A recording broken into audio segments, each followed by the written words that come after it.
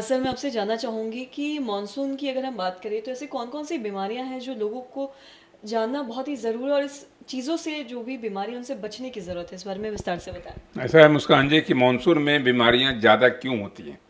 क्योंकि इसमें आर्द्रता ज़्यादा होती है, ह्यूमिडिटी ज़्यादा हो जाता है। तो इसकी वजह से जितने भी वायरस हैं और जितने भी बैक्टीरियल इलनेसेस हैं उसके संख्या में बेशुमार वृद्धि हो जाती है। तो अब सवाल है कौन कौन से वायरस हैं जो आपको डिस्टर्ब कर सकते हैं, कौन कौन से पैरासाइट हैं, कौन कौन से बैक्टीरिया हैं जिसकी वजह से कॉमन बीमारियां और आम जनता को इतनी ज़्यादा असुविधा होती है जानने में कि अब आगे क्या करें।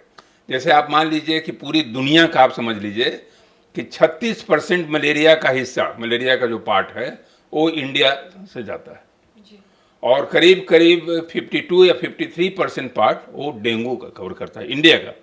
आप समझ सकते हैं कितना ज़्यादा डेंगू का लोड है इंडिया का। और डेंगू की सबसे बड़ी बात यह है कि ये दोनों बीमारियां एक तो पैरासाइट से होता है, एक वायरस से होता है और दोनों मच्छर से होता है। मच्छर के काटने से ही होता है। मलेरिया एनोफिलिस के काटने से होता है और डेंगू जो है वो एडिस इजिप्टियाई नाम का एक मच्छर है उसके काटने से होता है। इससे मिलता जुलता एक बीमारी होती है, इसको चिकनगुनिया कहते हैं। चिकनगुनिया एक दूसरे मच्छर से होता है, इसको कहते हैं एडिस एल्बीपैक्टस। अब सवाल ये उठता है कि इन मच्छरों से बचाव तो सबसे ज़रूरी है अगर आपको डेंगू, मलेरिया, चिकनगुनिया से बचना है तो डेंगू का मच्छर, सबसे बड़ी मैं बता देता हूँ, डेंगू का मच्छर आपको दिन में काटता है, रात में नहीं काटता है। रात में आप समझ लें कि 7 बजे के बाद वो भी विश्राम करने चला जाता है आम इंसान की तरह। इसलिए रात में आपको डेंगू से अगर बचना है तो आपको दिन में बचना पड़ेगा।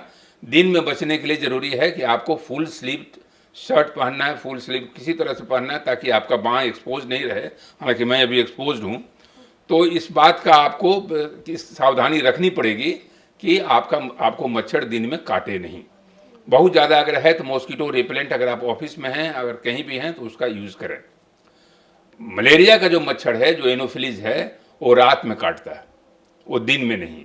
इसलिए अगर आप मच्छरदानी लगा के सो रहे हैं, अच्छे मॉस्किटो नेट में हैं, तो आपको मलेरिया होने की संभावना कम है। और चिकनगुनिया का जो मच्छर है वो दिन और रात दोनों में उसका कंटिन्यूअस काटना जारी रहता है। सबसे अच्छी चीज़ क्या है कि चिकनगुनिया में मौत नहीं के बराबर है। डेंगू में मौतें होती हैं। डेंगू में एक क्लासिकल डेंगू होता है, एक सीवियर डेंगू होता है WHO के अनुसार।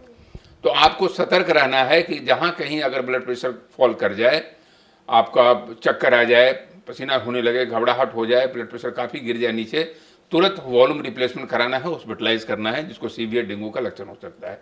प्लेटलेट गिर सकता है। लेकिन मैं यहाँ आपको आपके माध्यम से आगाह करना चाहता हूँ कि कई लोग प्लेटलेट अगर 10,000 20,000 भी कम हो जाता है, लोग घबरा जाते हैं, कहते हैं कि नहीं अब तुरंत प्लेटलेट चढ़ाना है, करना है। उसमें आपको खौफजदा होने की ज़रूरत नहीं है, उसमें आपको बेतरतीब तरीके से इधर उधर भागने की ज़रूरत नहीं है। प्लेटलेट जब तक 20,000 के नीचे नहीं जाए तब तक प्लेटलेट चढ़ाने की ज़रूरत नहीं पड़ती है। और चीज़ को आप देखते रहें।